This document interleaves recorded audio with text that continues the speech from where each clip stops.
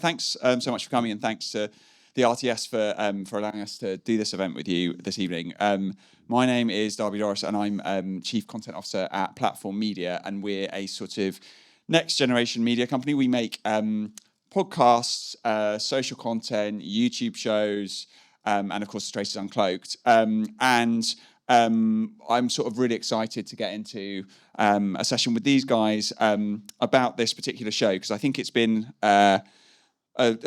certainly a revelation for us and our business, but I think it's been a real sort of game changer in many ways in the industry. Clearly, I'm biased, but it's been a kind of revolutionary process and a really exciting thing to be a part of. So for those who aren't fully kind of familiar with Traitors Uncloaked, we're going to play a little bit of content to sort of set things up in just a moment.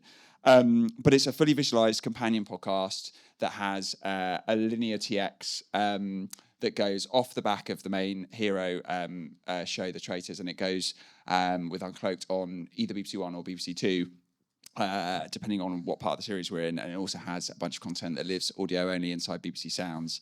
And we've been on air with The Traitors Uncloaked since season 2 of The Traitors, and most recently with Celebrity Traitors Uncloaked, which obviously ended just this month, and which drew about 1 to 2 million viewers each night, and then an average of 3.1 million on the 7-day numbers, and then 3.7 million on the finale, and 5.4 million in 7 days, which is some really kind of big, punchy numbers in the current media and TV environment.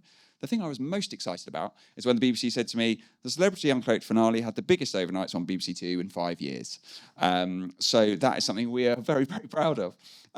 So we're definitely going to get into Uncloaked, lots of different things around how we make it and sort of where we see the future really of this kind of converged industry somewhere between podcasting and TV, and what even all that means anymore.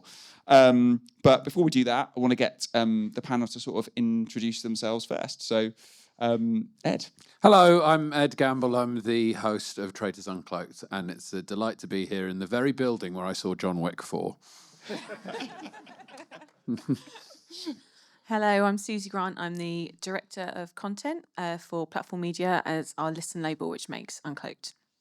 Hello, I'm Louise Cattenhorn. I'm a podcast commissioner for BBC Sounds. And I'm Neil McCallum, one of the entertainment commissioners working across the Traitors and Traitors Uncloaked. Fab. Thanks, guys. So before we sort of dive into questions, Phil, let's hit the first VT just to give people a sense of the most recent version of this show. Jonathan fucking Ross. I bought some really ridiculous outfits on, even by my standards. I bought a full goth outfit in. I just felt like his outfit at the funeral was very serial killery. Sorry I can't be there. I'm involved in a quite a large boot sale at the moment. Can we briefly discuss the fart? We can. That it's now out there in the world, as Apparently, it were. yeah. But it was only a tiny one. I know, but it was picked up on everyone's mic. Did you like it? I loved it. I was in hysterics. And you, and Mark, you're gonna love me. Puts his hand in front of his mouth and goes like that, and takes his glasses off and blinks and puts them on again. And there you are. And that's Alan. And then I saw him in the shower soaping himself up, and I was like, I killed too soon. We're like a family now, Celia, aren't we? Well, I never want to see any of them ever again. So just a kind of taster there of the most recent series. But Ed, when this kind of project first landed in your tray a few years back, sort of what got you really excited about it? Well, I already loved The Traitors, so there'd been one series of The Traitors so far, and I was absolutely obsessed with it, and was, tweeting about it and telling everyone I knew to watch The Traitors. And I'd actually been on Claudia's Radio 2 show at the time when she was doing a show on Radio 2, and we'd talked about The Traitors a lot, and she was very sort of, positive about it going forward. And then it genuinely, to me, out of the blue, felt like I got a call saying, would I like to host a new companion podcast? I was like, guys, I do a lot of podcasts. I'm not sure I can make room for another podcast. And they were like, no, it's going to be on telly as well. And I was like, yes, sign me up. finally get to host a TV show, and they redefine it as a visualized podcast. But no, it genuinely wasn't. I didn't have to think about doing it because I really love the show, and I think it lends itself so well to having a companion podcast, visualized or otherwise, because I think those are the discussions that people have about the show when they get into work the next day, and to be able to flick over straight away and hear all those meaty things discussed, I think it's a really important thing. Definitely, we'll get more into that as well. That kind of tapping into like the conversation basically and bringing that to air. Neil, you were obviously part of the commissioning team that brought Uncloaked about in the first place. So, sort of, why did you think that that the Traitors needed some sort of a companion after season 1, and why a podcast? So I suppose about 4 years ago, the Holland went first with the series, and it was a huge hit there. And so the BBC acquired the rights, and at that stage, there was conversation about whether we start with a celeb series, whether we start with members of the public, how many episodes, how will it all sort of play out. And so I suppose we had the luxury that we had that first series probably made about 8 months before it went on screen. And then at that stage, there was a confidence even during filming that we were going to play multiple episodes in a week, and that created a pattern that now feels quite familiar to audiences. Other shows have done similar sorts of things. So we knew the first series had been a big hit, thank God. And then at that stage, we were then recommissioning Series 2 from Studio Lambert, who make the main show, who do a phenomenal job. We were like, okay, this thing's kind of landed far bigger than we thought, but comparable to today, relatively modest, I suppose. So we knew we wanted something to go with it. And so Series 2 was going to be 12 1-hours on the main channel and iPlayer. And then at that point, we started talking to Louise and her team to go, right, what is this going to look like? But I suppose it would have been quite unusual to commit to a sort of companion show before we'd even made the first series. So we were going into it with a sense of kind of confidence. And you could see even in that first year how the fandoms were starting to form. So you knew there'd be an audience for that discussion. Brilliant, yeah. And it's sort of often the way, isn't it, where a season 1 goes out of something and then you build the companion into it for as you bring it back for season 2. And Lou, what was the thinking? You obviously BBC Sounds side, so kind of what was the thinking your side and kind of how you approached it from the Sounds end as a companion podcast? So funny enough, we had suppliers pitching in for a Traitors companion podcast. We were one of them. Off the back of the first series. Yeah, you were one of them. I think we. And I was pitched as the host for all of them, wasn't I, Lou? Is that the? Yeah. Not our pitch. But yeah, we've kind of done some companion podcast commissioning, and some of those companion podcasts have been visualised to greater or lesser success. I think when you're starting out with a new format, we had, The Greatest Dancer on BBC, which, we did have a companion podcast for, and it was just too early, that first series. The audience just weren't really there for it. But we knew, as Neil was saying, after Traitors landed, like it was so ripe for a companion podcast because there's so much to talk about about the show. So in terms of kind of how we progress, so yeah, Neil and Saida came to me and kind of floated the idea of a TV companion podcast. I got very excited about it, obviously, and then I actually reached out to the handful of suppliers that had pitched ideas for the first series because it was quite a quick turnaround in terms of the commission. I think it must have been something like 3 weeks, wasn't it, or 4 weeks? Yeah, it was absolutely ridiculous. It was a really, really tight turnaround, I guess, because the budgets had only just been confirmed. We did a competitive process. I talked to kind of various suppliers, some kind of larger companies, some smaller companies, and each of those companies kind of had a different angle on it and different skills to offer. But, listen, as you were then, you won the pitch, you were successful, and you've been absolutely fantastic, all of you, to work with. I'm really kind of glad and excited about the journey that we've been on together. So yeah, the whole thing just was a no-brainer from. And also, what was quite exciting at that point in the conversation was lots of the companies that were on Louise's list were not companies that the entertainment team were used to hearing from, and so you knew that already there was going to be some different thinking. That was kind of part of the appeal, and also listen, you guys had got an expertise in making companion shows in some of those kind of editorial spaces, so it made sense for you to be making that rather than a company like Studio Lambert who weren't sort of in that space. Yeah, and I remember those early conversations, and the other commissioner on this side who can't be here this evening, but she you you two and Saeed are kind of coming on really early with us in the, once we'd kind of won that pitch. And I always remember having a call where it was just Josh and I, who run the company, had taken like an away day, so we were just in a house and we were taking no other calls. We were just like, we'll just do this one because the BBC want to talk to us about this thing that we've won and this is exciting. So we took the call, and you guys came on and basically said to us, "This is going to change the game. You're going to be bold. You're going to be revolutionary. This is going to be like you've got to push boundaries. You've got to be innovative. You've got to come up with some amazing stuff." It was a really short call, and we kind of came off it. And I remember we both kind of looked at it and like, that felt really exciting. That felt like, there's something like a real kind of energy here and an enthusiasm from the commissioners, which was like kind of invigorating. And off the back of that, we then briefed the team, and Suzy, who execs all of this, then took the charge of like starting to shape the format. So how did talk us a bit through that process of like the beginning, shaping the format from like the pitch stage, but then taking that, into a studio? Well, on the 3-week turnaround, it was an energetic development process. Essentially, we were all so excited, all big fans of the show. But the key thing that we really wanted to get through, and I think it was kind of the cornerstone of our pitch, was like the ultimate group chat. Like, what is everyone talking about when they're watching the show? That's what we want to see on screen. That's what we want to hear. But also, as a team, everyone who makes the show is first and foremost a podcast producer.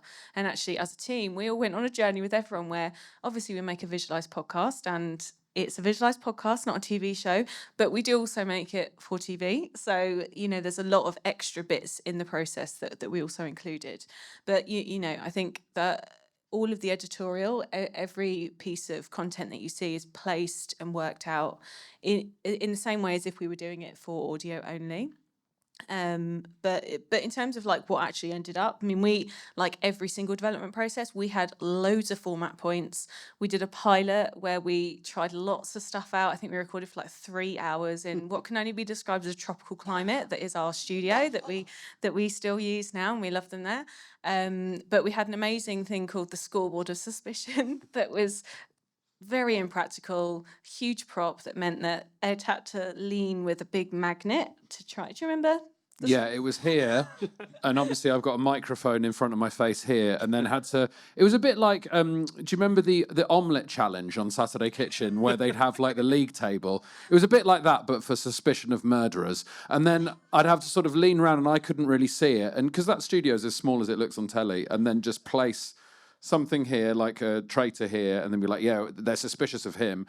And then the next episode, they'd be like, they're a bit less suspicious, so I just have to sort of move it down slightly.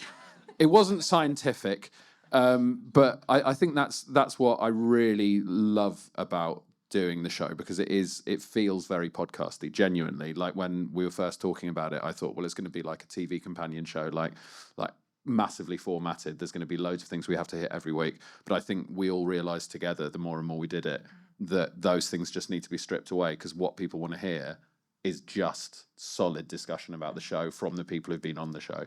And I suppose probably it was incredibly helpful, as I said before, that we'd got a first series, so everyone kind of knew the format to a point and what does or doesn't kind of generally get included in the main show. But I suppose there was even still, when we were looking at some of those kind of potential strands, a nervousness that we had to fill 30 and 45 minutes respectively. And also there was going to be 2 people that had come out the game on a normal episode, a banished and murdered player, who might not necessarily be used to being in that environment. Chances are they weren't. And therefore, that's quite a lot to carry. And when we knew we were going to get in a guest, but I suppose we probably were thinking we needed those kind of strands to help carry the conversation. But as it was, those players are seeing the episode for the first time. They've got so much. There's that kind of gut reaction and a chance to sort of talk about kind of their process. So actually the time fills itself very quickly, and therefore we started to drop those items very early, because they're all good talkers, because they've got their side of the story to come across. And particularly in those early eps when you've got 22 players, you're trying to tell so many stories. So you want them to sort of fill in some of the gaps. I think it's to our benefit as well that we are in a small studio and it's a small team, especially when it's people coming in who've never really... obviously they've done telly before. They've literally just been on the Traitors. But if you go into the castle, like, the cameras aren't very obvious. And I think they've all said to me that it gets to a point while you're filming the Traitors that you sort of forget that you're on a telly show. And then you come to something like our show where it's it's front facing and it's obviously being filmed. But because we're in that small, intimate environment, there's, you know, not many people there. It sort of relaxes them a little bit and it helps them open up a bit more, as opposed to like a big sort of shiny floor companion show. Definitely. And I think that's, you know, Suzy, you should talk about the team, you know, the team that made the show. I mean, the way you built that team at the start was to take a bunch of brilliant podcast producers and very quickly also teach them how to run stuff through a post house and put it on BBC Two. So I think it's important because the sensibilities and the way that those brilliant producers have like learnt their craft is a huge part, I think, of why the show shapes in the way it does. 100%. I was going to say as well, I think, you know, with Neil and Saida, it was refreshing to have TV commissioners that really understood the podcast medium as well. And I think that's really important because you never tried to bend it out of shape and make it feel like a TV show. You always really trusted the expertise of the team to make something that was very authentically kind of for the podcast space. So, and actually kind of it has, other than the celeb series, which we're never going to come on and talk about, but the flow of the conversation and the beats that we feel in both versions of the show haven't drastically sort of changed. And sort of, I suppose, we are refining and learning how much of a recap maybe audiences need, and actually go, the large share of our audience are coming to it there and then. So therefore, let's really get into the discussion rather than, you know, you're always going to have seen it, but sort of let's get into it kind of quicker. But I think we've been fairly confident that what we came out with early on is actually sort of what we're still seeing now. Yeah, definitely. I think there's loads to be said for the kind of collaborative point that you were just saying as well, Lou. She's like, there is so much, obviously on screen it's a conversation format in a small studio, but the amount of level of production that goes on behind this, and having like three parties, effectively Studio Lambert, the BBC, and then our team as well. Everyone works so tightly together and is kind of one integrated, like homogenous mass, which is a big part, I think, of why it has a real kind of slickness to it, which was kind of brought on very quickly at the beginning. Kind of everyone realised there was a job to do, and we all worked very closely together. And it's kind of, for me anyway, and we make absolutely tons of podcasts. It's not always like that. You know, you often have challenges that are kind of, you know, not having the kind of tight knitness of commissioners and teams and everything else. So yeah, that's a huge part of it, I think. Why don't we talk about? We've got one of the Traitor Reveal VTs to play. These are such a massive, important part, I think, of Uncloaked and sort of the Traitors universe. So let's hit the play on this, Phil, if we've got a VT. It's time for you to see who the traitors are. Wow. That is your scroll. Oh, here we go, here we go, here we go. No! Jonathan! But he was so nice! You see now, I thought it might be, but I thought, no, I don't want it to be Jonathan. No! He was one of your guaranteed faithfuls. At the beginning, I thought, could he be? But then I thought it might be obvious. But he was so nice and welcoming to me. Should we have a look at the next traitor? I don't know. Can we not get a commercial break? Not on the BBC. Oh, of course, of course. Oh my God, I don't know if I can do this now. It's okay. It's this.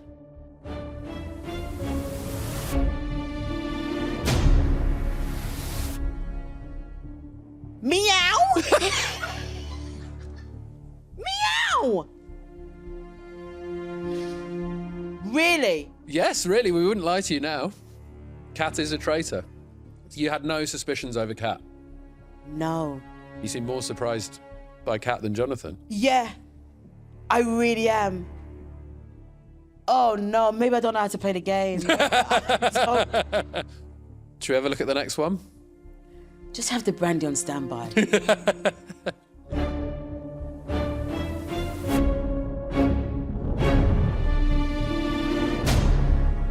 Alan! You know something? I want to go back. Where's the driver? No, Alan. Alan! And these are real? These are real. Why? We wouldn't make them up now, Tamika. Do you think you're still in the game? Do you think this is... Can I find this in the fire? I've had enough. So Neil, I think like these are so important. I think for us, it's kind of that, you know, talking about the format, giving people a real reason to come to Uncloaked in the first place. And I think it was a really bold and exciting decision from the BBC and from Studio Lambert to kind of give us that material to work with and Uncloaked in the first place. So talk to a bit about the sort of inception of doing that really, and what these bits of content are. Yeah, I mean, with the first series when there wasn't Uncloaked, effectively the way the game works is you get banished or murdered. You find they'll do a final interview in what looks like a diary room setup, but we were never filming that reveal to a faithful who the traitors were. And so there was this piece of gold that audiences just weren't seeing with the first series. So, when Saida, myself, and Lou first started those conversations, that was the bit that we sort of knew was a nugget that you could then start to build a show around. So from the first series of Uncloaked with series 2 of the main show, it was very much them discovering, but without Ed there. And so that was a VT that formed the spine. I think I'm right in saying that when we did it at the start of this year for series 3, if there was a banished and murder player, they found out together, and therefore that was a lovely moment. But obviously it doesn't always work like that, depending on if 2 people have left that episode, and sometimes we'll keep that carrying over to another episode. So that was lovely to see 2 people having the conversation. And then when we come on to talk about the celebrity one, it made absolute sense for Ed to come up and facilitate that conversation, and the reactions are amazing. You can sort of control it, as you do very well, to just let's get the first one and then pause, react, and it's just so good to watch. And I think kind of we were talking about this earlier. It's quite fun to watch. When Tamika comes into the studio, even though she obviously knows all the information, it takes her back to that point in time several months earlier to see what her gut reaction was, and those opinions may have changed, and so it's just brilliantly entertaining to watch. It's quite hard to sort of second guess how someone's going to react to some of those names, and then obviously it's a great piece of content that works online as well. So no, I think that's a real talking point, year on year. Because people were asking for that from the first series, weren't they? I remember there was a lot of talk about there should be a moment where people find out who the traitors are if they've just been banished or murdered. And I think it's a really great decision and a very well thought through one to not then go, okay, well, we'll just include it in the main show, because it would really take you out of the world of the traitors. It would sort of remove you from that, because you don't want to see someone again if they've been banished or murdered. You should stick within that story, right? So the fact that then we get that, it leads them to our show is great. And even with some of the stuff that we've been looking at the moment, it's sort of, you're right, it's such a brief moment that if someone's sort of banished, you might get one last kind of bit of sync with them in that environment, in the chair. But sort of, we don't really find out from them if they have been murdered, who they believe they've been murdered by. And so it's really just, I'm not ready to leave the game. They're normally quite upset. And then that's where we leave them. So suddenly there's so many questions to then ask them once they come to Uncloaked. Absolutely. And you mentioned sort of in there, Neil, about how these are huge on social, right? They blow up as their own kind of assets that we carve out of Uncloaked and put them out there. So you talk to us about, because we think about social in a kind of particular way, don't we? In the way that we grow our shows. Like, talk to us a bit about that. Yeah, so obviously for Uncloaked, I mean the reveal VTs are like a massive draw to Uncloaked. It's something that you just can't get anywhere else, and it does set us apart, I think, from anyone else who decides to take on a Traitors kind of podcast, and many people do. But the thing that we have and that will always set us apart is the fact that we have that access and we have that ability to show people those really funny things. Like, in the first series, people like falling off chairs and like all sorts. And it's like, and we don't even tell them to do that. That's just what people do when they get in the room. And that's all credit to our team. We got, and we'll talk a lot about our team, I'm sure, as we go on. But like, we have amazing producers, and they all go into the edit solely to make that as funny as possible. But also, I mean, I don't know if you're hearing how amazing the mix sounds in this room, because we've got incredible speakers in here, but it's like all of those things just make it so much more polished, and it sort of does elevate us. So when we're talking about Visualised podcast, making it more premium, like you're seeing that, and you're seeing that in Traitors. But when we're thinking about social for as opposed to, I guess, in traditional like TV development, you might not necessarily be going with that social first approach. Whereas, we are genuinely like, what is going to get people talking? What do people want to see? And we're actually thinking of those clips ahead of us even doing it. So we know that someone is always going to rip off the Uncloaked VT, and they put it somewhere else and they get hundreds of thousands of views and stuff like that. But that's why you see the bug in the corner now. So we want people to know it's definitely ours. But but that's just like a thing that we're applying across all of our pods. So today we've launched a new podcast with Alan Carr called Bottoms Up, and you'll be seeing the social everywhere. We were thinking all about how we were going to present this to everybody so that it could actually be found, because that's like the big thing I think just in podcasting in general, not just for Uncloaked. It's like people need to be able to find you and understand what the content is, and you resonate and understand who you're targeting, and to kind of like socially mobilize people to come to you, because it's a very, very busy market. I don't know how many podcasts were launched today, but we were one of them, and we hope that people are enjoying the content. Absolutely. Okay, so Ed, talk to us a bit about your process. When do you how ahead are you?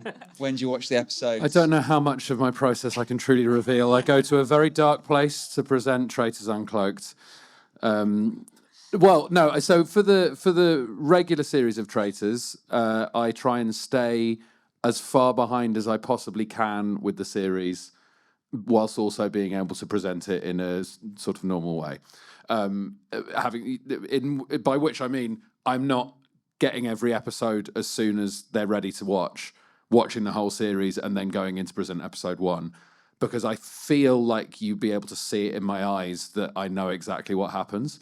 And there's so many moments on Uncloaked where we ask our guests for predictions. And if I was asking guests for predictions and I knew they were wrong, you'd literally see me go like, yeah, good idea, mate. Like I would be really smug about it. So I try and, so we might do two or three in a day. I mean, 3 is the most we've done in a day. Like two in a day is the normal. So I'd be like 1 episode ahead when we're doing the first one.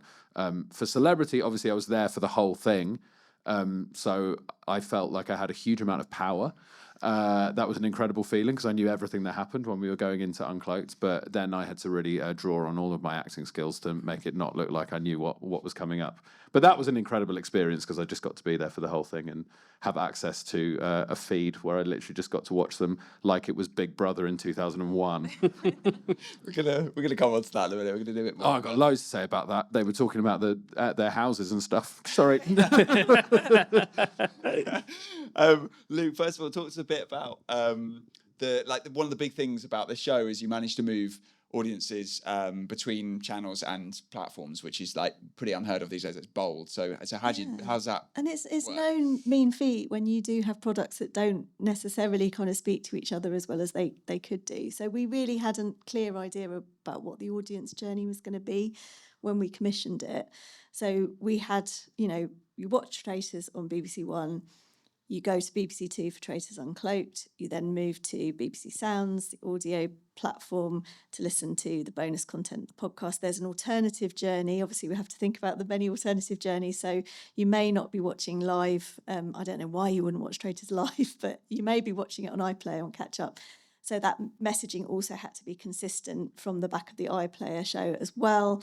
And then you might not want to watch Uncloaked. You might want to listen to Uncloaked in BBC Sounds. So there are a substantial number of the audience that don't watch the Visualised podcast. They prefer to listen to it on the commute in the morning. So we did have to think about all of those different audiences' journeys and make that feel seamless and kind of not clunky, depending on kind of where you were coming from. So we did that through, really clear messaging, end credit promo on the main Traitors show, which pushed you to BBC Two. Then from BBC Two, we had in-show messaging. So Ed, you were brilliant at kind of pointing the audience back to BBC Sounds, giving that a big sell. And we also had a QR code. I don't know if you've seen the show or registered it, but there was a QR code on the end of the show, which then, you could immediately go through to the app BBC Sounds on your phone. And we did activate, bring in new audiences to BBC Sounds via that route. It was hugely successful for us, and actually it helped with retention as well. In BBC Sounds, about 20% of the audience that came through via the QR code and downloaded the app and listened to the show in BBC Sounds were still in the app after 7 days. So that was brilliant for us because there was a stickiness there as well, and people were kind of staying in the app for more content. So yeah, it just, we just had to kind of map it all out and be really clear with the messaging. And also I'd say, with every series, we're refining how we do that. There's kind of quite a lot of learnings that we can take from that. So I would say, for example, Series 3, the one that went out in January, the series average for the main show was about 10.3 million, and about half of that would be watching it live, so Wednesdays, Thursdays, Fridays on BBC One or on iPlayer. So there's half of that audience. They might be watching it as quick as a Saturday or Sunday, so we're always so mindful of how lots of social assets are kind of marked with spoilers. Ed's very good at the top of Uncloaked, that should suddenly someone find themselves watching it, that we're giving as much caution as we can to people to go, I don't think anyone would come to Uncloaked and then go to the main show, but we have to accept that a lot of people aren't able to watch it at 9 o'clock. There's a huge young audience that's growing, and therefore people might be waiting on till a Friday to watch multiple episodes. I bet there are people that come to Uncloaked before seeing the main show, though.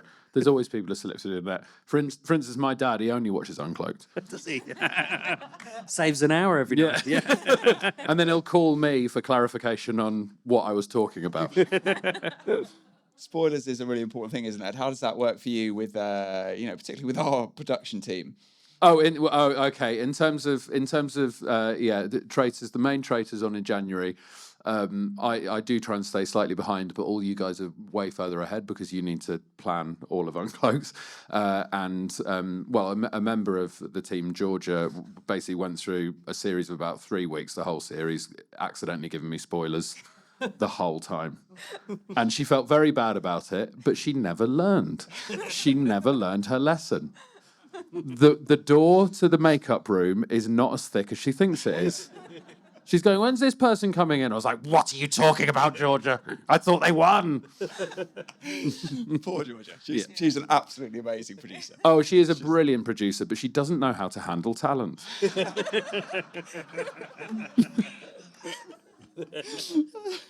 I'll tell you something.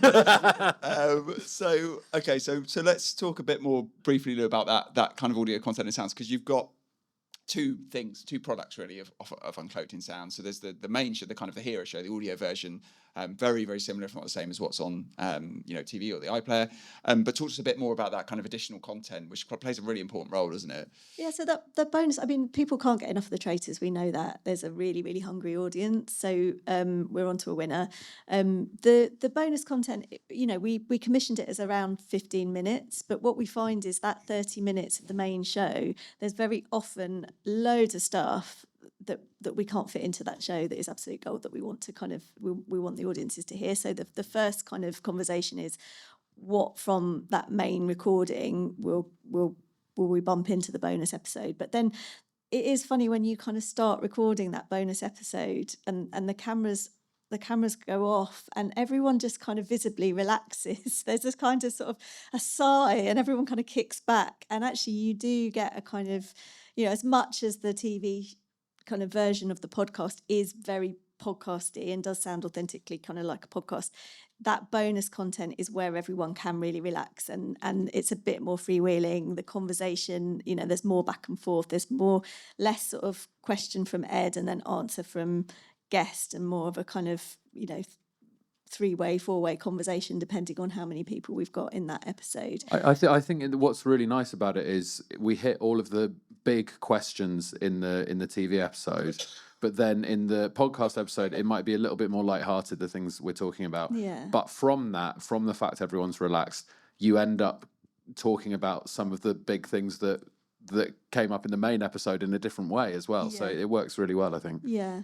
And also I think it's a space where we can really kind of talk to people about their experiences and how they actually felt about being on the show. So we get a little bit of that in the main show, but in the bonus episode you can really kind of say to people, well, how has it changed your life? Kind of what's it like being you now that you've been on this kind of show and millions of people have seen you? How has it changed you?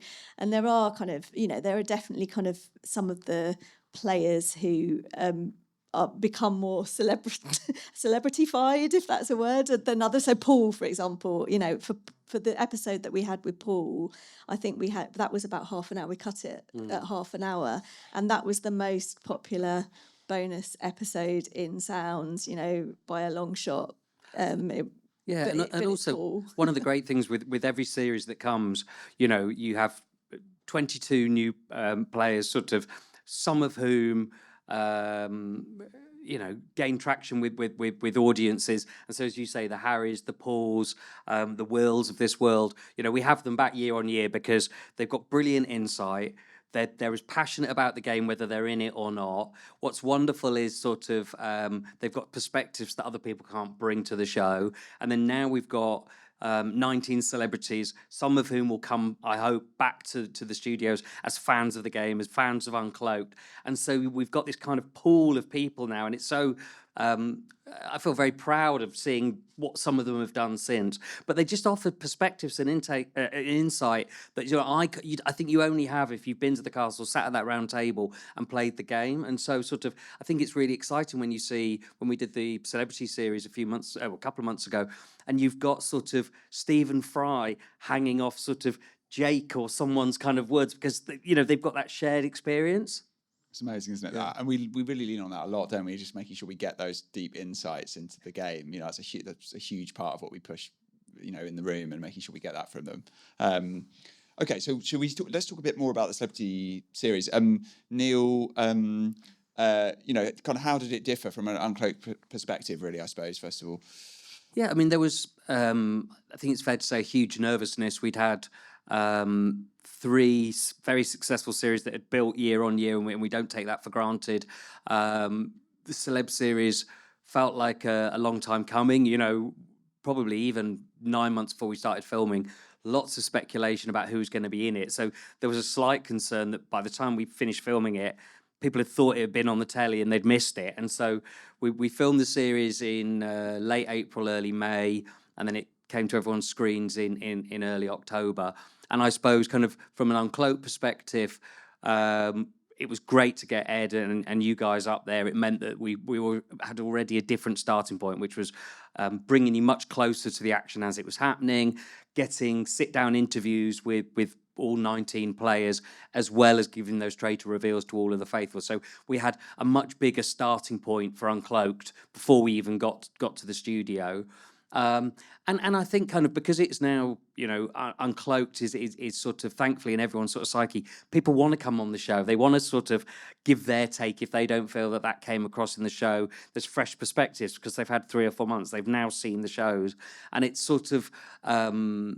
probably you should talk about it, Suzy, that well-oiled machine that whether it's with members of the public or celebrities, when they come into that building and what they have to do before they then come to the studio, because there's quite a lot of kind of process there. Yeah, there is. And obviously Inverness was different. And it was nice to get Ed up there, even though you were held captive. Yeah, there was a lot of talk of me not being able to leave the hotel because people were worried that Paps were in town. I didn't see any Paps, and if there were Paps there, they weren't interested in me while I was nipping to M&S. But you told me I couldn't go to the gym, so I didn't. I'm really... And that's why. I'm sorry. You make it sound like a painful experience. Yeah. You loved everything. I had a lovely old time. It was brilliant. It was such a weird place to suddenly be in my career that we're all hanging out going, when's Claire Balding going to get here? Because they have so much to do over at the main show. When someone's banished or murdered, they've got more stuff to film. So we would just be waiting. We'd be the last thing that anyone did before they went. So we'd be like just sitting around playing Uno, a game of Uno while we're waiting for Tom Daly. And also, I guess it was also quite frustrating sometimes when we knew we were building to a round table, which tends to take place at roughly the same time of day. And then that would clash with the fact that you were getting a banished or murdered player who'd come out the day before, and you're like, this is all kind of going to clash in terms of schedule and filming. But I'd be running out of doing an interview with the last person who was banished, and there'd be someone sat at a laptop, and we'd crowd round the feed watching a round table like it was an England football game. Just being like, what, they're going to do? Oh my God. 4 votes in a row. That is close. I was just going to say, in terms of like the process of how people make it through, obviously, like, taking Scotland out of the equation, when people come to us in studio in like normal London recordings, like Ed was saying, it is a really small team, and actually everyone is, I know everyone says, but everyone's very nice, everyone's very competent, there's no big egos walking around ever in our studio, and I think that makes all the difference, particularly when you're bringing more like, normal people as opposed to celebrities who are obviously used to being in that environment. But, you know, they don't just come and sit down. We have to give them previews of the show. And, you know, people might have different reactions to that. And, you know, we work really closely with Studio Lambert on like welfare concerns. You know, that just isn't for people who are in like a normal series. That's also in a celebrity series, because, you know, you forget that everyone's got real feelings and real emotions. And just because you know it's a game, I mean, you'd forget it's a game. And that's why so many people are so upset and crying when they go. Do you know what I mean? Because it's like, you killed me. It's like, we didn't. You are fine. But they're so immersed, right? Yeah. It's. But what I always find is really funny, especially with the civilian series, is they'll come in, they'll be a bit nervous to do the show, or like, you know, they might have watched Uncloaked before, so they're a bit nervous to meet me. And then that immediately goes out the window because they'll walk in and be like, "Oh my God, it's you from Traitors." I'll be so excited to meet them. Like when Linda walked in, I was just like so delighted to meet Linda. We love Linda. Yeah, we love Linda. I just said it over and over again. And then 2 weeks later, I think, or even the day after, I did the one show and Linda was on. And I walked up to the green room and there was a queue of production staff outside the green room. I was like, here we go. The Gamble fans are in town. And then they all ignored me and Linda arrived and they lost their minds. But there was a moment when we were in studio back in September where I happened to be in the corridor, to your point there, Ed, where Frankie was leaving and Nico was coming in. And Nico was far more excited about seeing Frankie. Yeah. And then he was the one that asked first for photos. And then she was like, would you mind if I do? And I love this sort of exchange that they all, you know, you see, when we were making the main show, you know, you want them to, the celebrities to be focused on their game. And obviously, when we're casting that series, it's so important that they're all fans of the show. And I think that rings true when you see them in the Jeeps pulling up at the castles. They understand the grammar of the round table. They don't know quite what Claudia's got planned, but they are all fans of the show. And I think sort of, and so it was only Alan in that first episode when he references, you know, I'm worse than Linda. And we chose not to have lots of kind of callbacks. Sure. So Uncloaked is the space for suddenly Stephen Fry to be giving someone credit for their gameplay in an earlier series. That's sort of the joy of Uncloaked. Absolutely is, yeah. Okay, so let's move on a bit. So Ed, we now know obviously you were hiding in the main show in the celebrity series. Let's just play a quick VT to remind ourselves of that moment. Joe, do you remember the mission in the cabin? Mm. So as you approach, there's druids lining the path. Yes. And then there's one druid in the middle. They swing your door open and pull you out the car. Pulled me out the car. You seemed very scared by that guy. My adrenaline did spike. Yeah. And I was like, I'm going for this one. From what I could tell, the druid wasn't scared of you at all. And he did really, really well. He did do really well. Yeah. Even though he's not normally a druid. What's that? Would you like to tell me? Yes. Who was that druid? Me, I was the druid. You were that druid? I was that druid, yeah. Are you taking the mick? I was the druid. I was ready to fill you in. So, yeah, we know you had a lot of fun in Scotland, but I mean, I was with you that day. It was sort of, you know, pig in muck is sort of an understatement, I think. Literal muck. It was awful weather. No, it was, I mean, obviously like a privilege. A privilege and an honour to don the druids robes, but yeah, as soon as I was told that was a plan, I was very, very excited because I mean I was in it. I was in Traitors. I was in Celebrity Traitors, is what I'm saying. I'm sort of like your Stephen Fry's, your Alan Carr's, and I was in an episode of Celebrity Traitors, and don't ask me any more questions. But no, that was a joy, even though that day was quite tight, I seem to remember, because I think we were doing our first interview for Uncloaked that day, and I had to go and put a cloak on and stomp around for a little bit and pretend to be a druid, and then be subtly escorted off set so nobody saw me. I don't think I even saw Claudia. I think Claudia knew I was one of them, but I didn't get to say hello. That's right. We had a really difficult moment where we were you were in the middle of filming, and I suddenly realised that we had to go. We had to go, and we needed to be in a car about 10 minutes ago, and Ed was currently dressed as a druid, stood outside the cabin as part of a huge, amazing ensemble piece produced by Studio Lambert. And I was like, how on earth are we going to get you removed? What I remember is you didn't know which one I was. Oh, You're like, we need Ed. I go, which one is he? I don't know. Just grab a druid, I guess. We've got a new host for Uncloaked, potentially. But Ed, you should say, for those that didn't see the last episode of Uncloaked, there was one of the cast who very much knew it was you. Oh yeah, so the people I pulled out the car were Joe Marler and Nick Mohammed, and I've known Nick for 20 years, and I was so excited to tell him that I was the druid that pulled him out of the car. And we never showed the clip. I told him at the same time as I told Joe when we were doing the interview setup in the castle. And Nick went, "Yeah, no, I know you were the druid. Yeah." I thought it was part of it. I didn't want to ruin it. But I recognised your eyes. I absolutely knew it was you. But I was I was so angry. I thought I'd got him. There's an amazing screenshot from the main show where you all stood there and Nick's sort of walking and looking, and you can just see that he's looking at you as well. Yeah, he's like, "Yeah, there's Ed." I thought I was being so smart, but you can't outsmart a magician.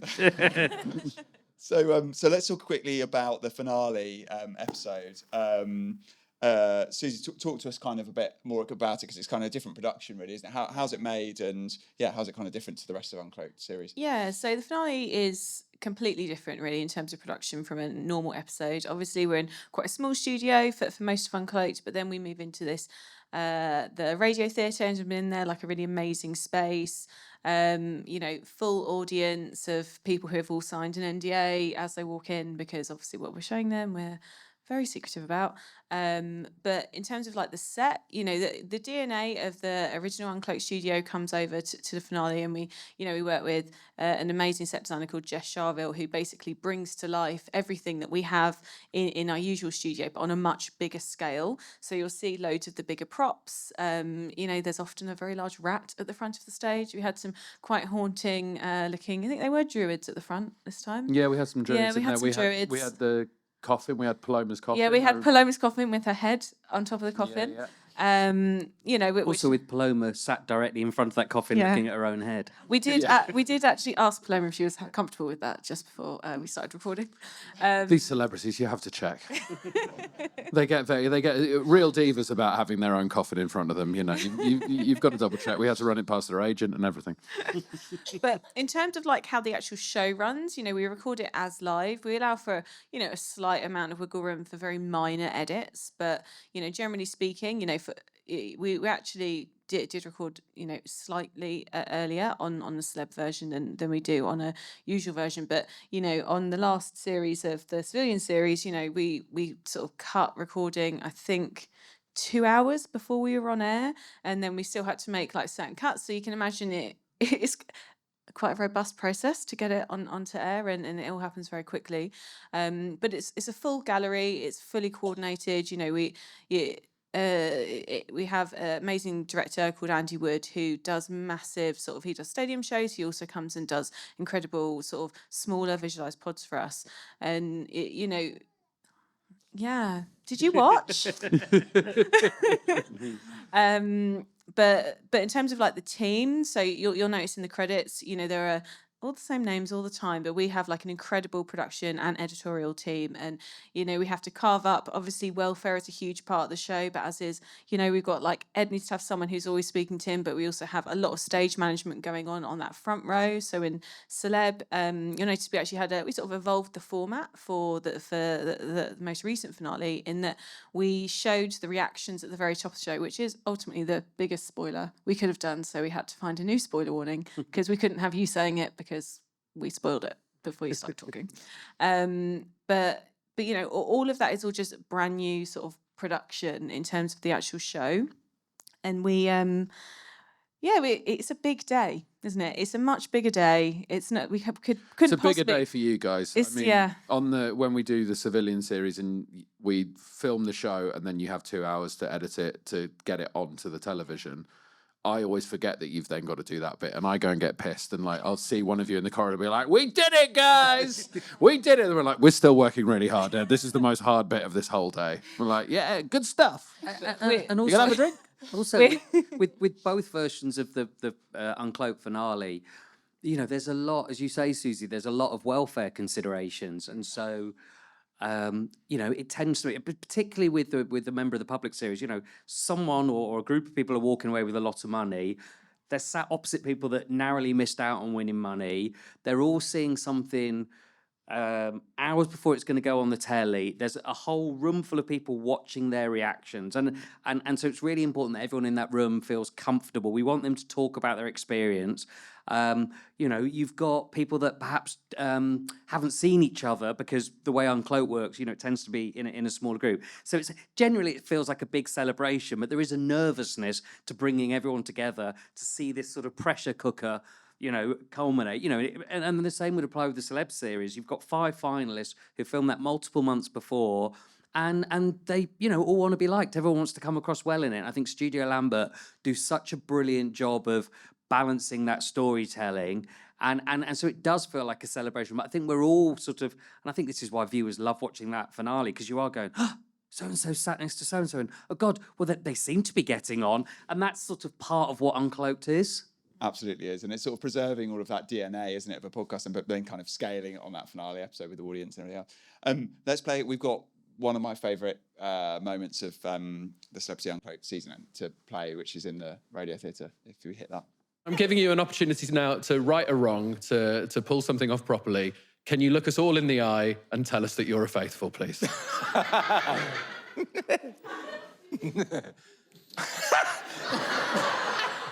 I'm a faithful! Yes! Alan Carr!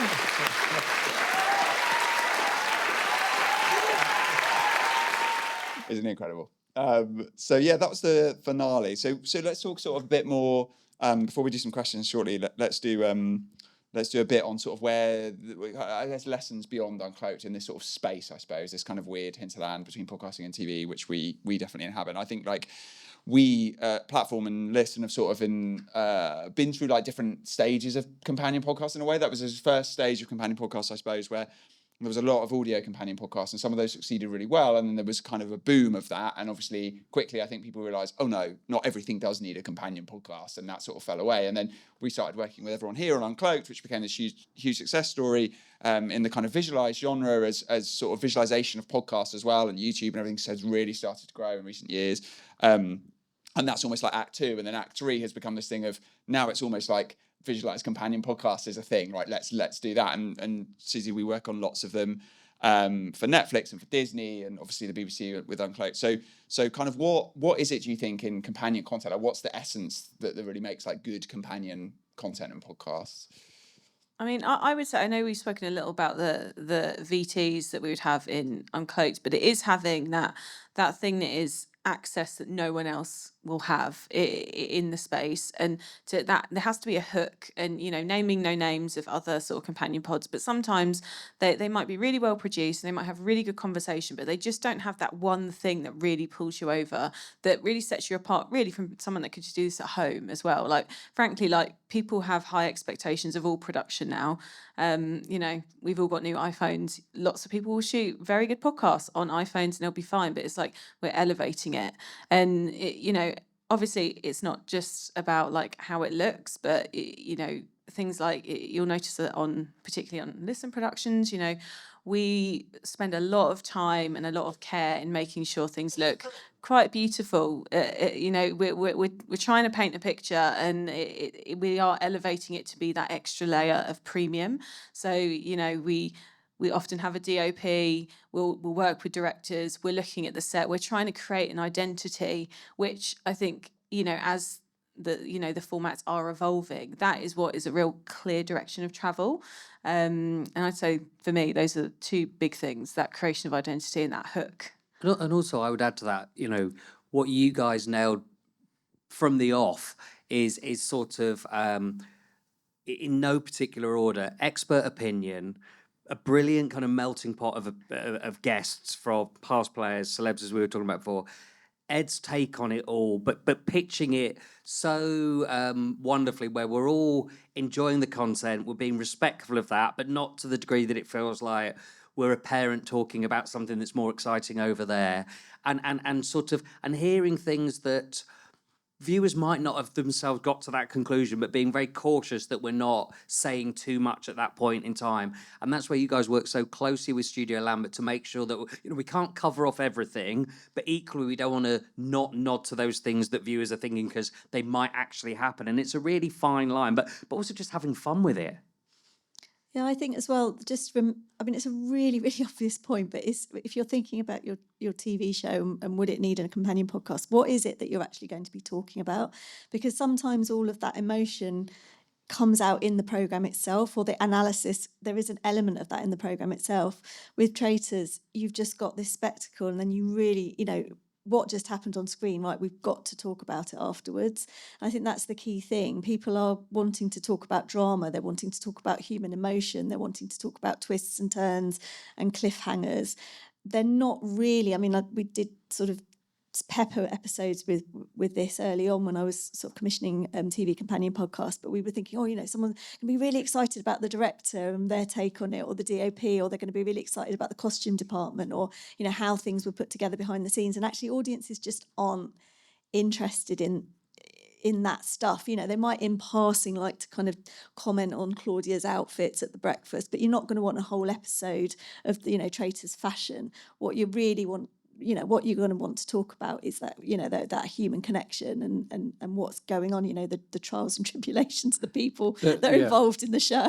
There is all of that. There's what's just happened and the drama of it. But then also I think, which is key to the Traitors and the Traitors Uncloaked, is people want to talk about the tactics and what they would have done and where people went wrong and what might happen in future episodes.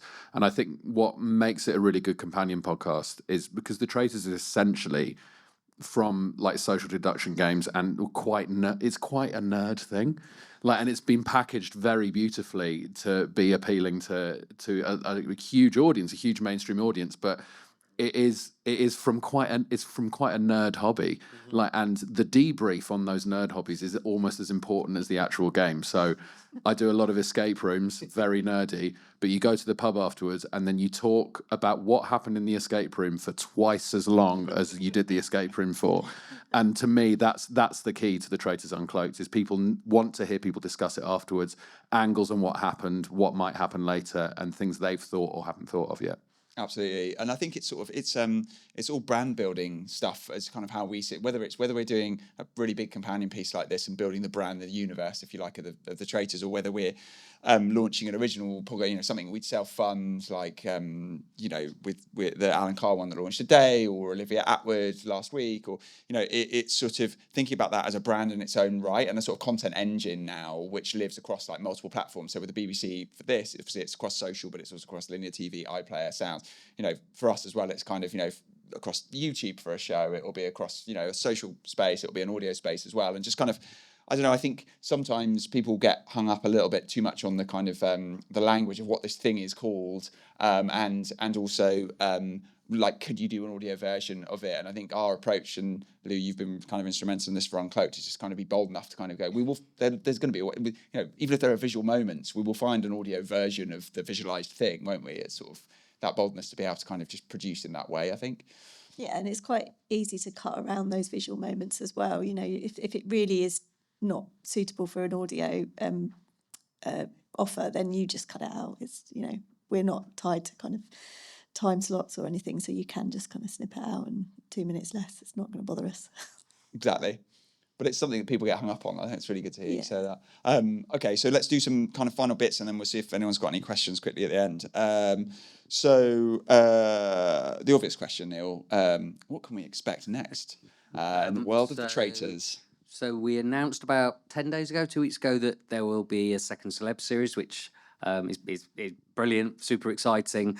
We don't film that till next year, but it's a good time to be having conversations with agents about whether or not they want to come to Inverness for a period of time next year and do the second series, because the numbers have been extraordinary, and so for both Uncloaked and the main show now, the final has just eclipsed 15 million. The first 4 eps after 28 days are at 14.8 million. So it's kind of almost put on 5 million viewers since the series in Jan, which just doesn't happen in telly. And and a real wide spectrum of audiences. About a quarter of that is young people. Of those young people, the vast majority are watching it live, be it on iPlayer or BBC One. That doesn't really happen. So you're when we're booking that show, which is what we've just started now, it's a great time to be putting in those calls. I think kind of credit to Studio Lambert and a lady called Ros who puts it all together, because we had, not everyone will have known all 19 of those names, and that's the joy when you see them all coming together at the castle. We obviously don't want to replicate it in quite the same form, but we've got lots of people that maybe weren't thinking about it last time and now are going, hang on a minute, this looks like fun. And I think, again, Studio Lambert did a brilliant job of making it feel like a really positive experience. I think everyone came out, you've got to play the game. And if you're a fan of the show and you've got something that we think is interesting to offer, then I'm sure we will fill that castle with wonderful people again. So Celeb 2 is going to happen next year.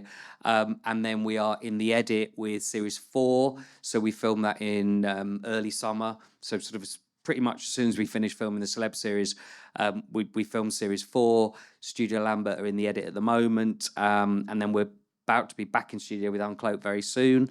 And so we'll confirm when that's going to be on the telly, but early 2026.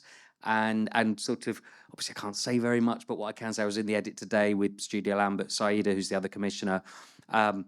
It's really bloody good.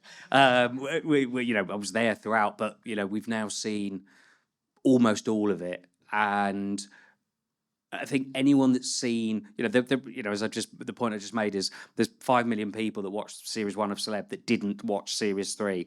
The likelihood is some of them will go into iPlayer now and going, oh God, this is how it plays with members of the public.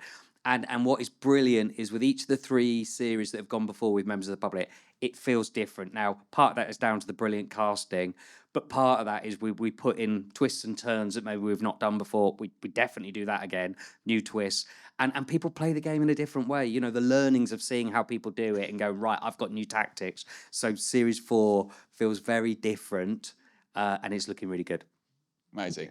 And Suzy, Uncloaked will return. You ready for it? Always ready. Yeah, we're coming back. We're excited. Probably can't say loads because it depends on what happens in the main show. But we will continue to evolve it along, and I think like where we were the first series we did it to where we got to at the finale, really proud of how the team and the shows just continue to grow, and excited to get going in the future. Dates to be seen. I say this as a positive for sort of geeks like me that sort of remember it all. There was a gap between Series 1 playing out. Everyone go, gosh, that worked out quite well. Let's recommission it. And then availability of a castle that is also available for wedding venues and things like that meant that there was actually a gap of about 13, 14 months between Series 1 finishing and Series 2 coming on air. And obviously now we do 2 series a year. The wonderful thing is for fans of the show, they don't have to wait 13 months. You will start to see trails and teasers about Series 4 very soon. And then it'll be upon us and we can talk about it in a bit more detail. Amazing. Lou, sort of more widely, quickly, sort of what do you think's next? Like what's exciting you about this bit of the industry and what's coming next? I think sort of where I'd like to see it going is, obviously this podcast commission was born out of a kind of TV show, but what would be great is if production company suppliers are coming to us with integrated ideas, so coming to us with ideas that work for both visual and audio platforms from the get-go, so that it can be a kind of genuine co-commission. So I'm really excited about that, whether it's around talent or whether it's around a format or a specific bit of IP. That's where I'd really like to see it go, so that, because I'm absolutely loving kind of working with TV commissioners, seeing the way that they work. I think our skill sets sort of complement each other, don't they? It definitely. And also I think kind of as the main show evolves, so will Uncloaked. And therefore, if someone had said to us 2 years ago, BBC News 24 is going to devote a channel for the hour before the final comes out, and they're going to find enough to talk about. And you go, that hour feels very different to if Uncloaked was a preview show. Or then, the social teams that work across BBC Sounds and also on the side that I am, they will come up with really inventive ideas, and that might be a watch along that doesn't feel necessarily that would be part of our show. But suddenly all these things coexist, and so we can't be everything in Uncloaked, but I'm sure we will evolve and do slightly different things in the years to come.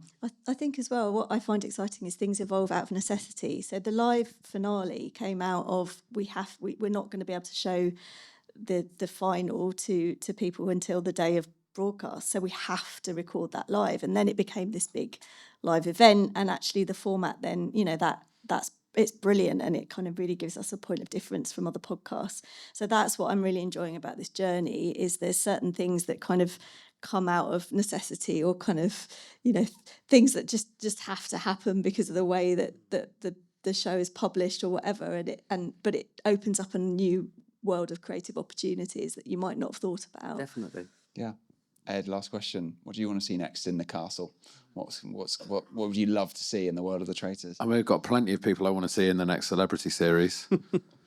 I'm not going to say any names because then if they do get cast, then I'll be accused of leaking.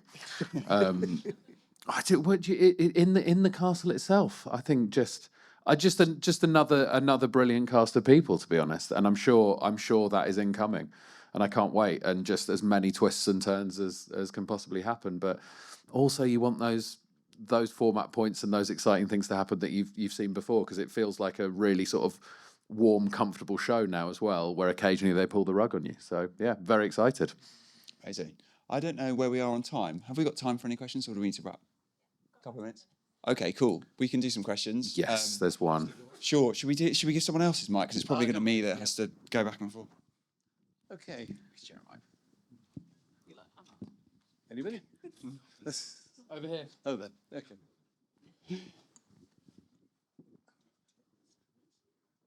Sure. Thank you so much for that, everyone. And as much as Ed, I want to ask you about your favourite escape room, I'm going to be a grown-up and ask Louise, as an indie pitching to the BBC, what would you be looking for pitching to podcasting as opposed to digital content in terms of what you're looking for the digital space? So we have got a brief out at the moment. So if you go onto the website, BBC website, and I don't know if you've seen the brief, but for BBC Sounds, we're looking for kind of a range of podcasts for a certain audience. We have got options for those podcasts to be visualised if the idea warrants it or suits it. So we're not necessarily kind of asking suppliers specifically for visualised podcasts. It has to start with the audience and the idea and what's right for them. But obviously, we know now what works on different platforms, not just linear TV and iPlayer, but also YouTube. So we are looking at kind of other distribution platforms for the content for the audiences that we're trying to reach. Yeah, that's very interesting. Thank you. And also, I'd just add to that, there's a chap called Jamie Dodds, who's one of the digital commissioners. So he sits within TV commissioning. I'm one of about sort of 7 commissioners. Jamie is one of those. And so he will look after sort of companion programming for shows like Drag Race, Apprentice, Traitors. And he has his own budget for commissioning standalone ideas that don't necessarily need to be connected to a bigger entity. Great. And I'll just add to that, it's called The Alchemist and it's in Amsterdam, and I did it 3 days ago, and it is the best escape room I've ever been to in my life.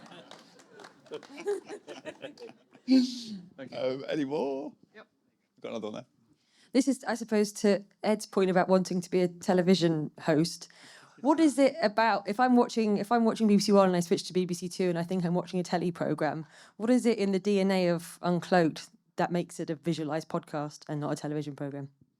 I mean, from my perspective, it's sort of what we talked about already, in that the conversation is the key.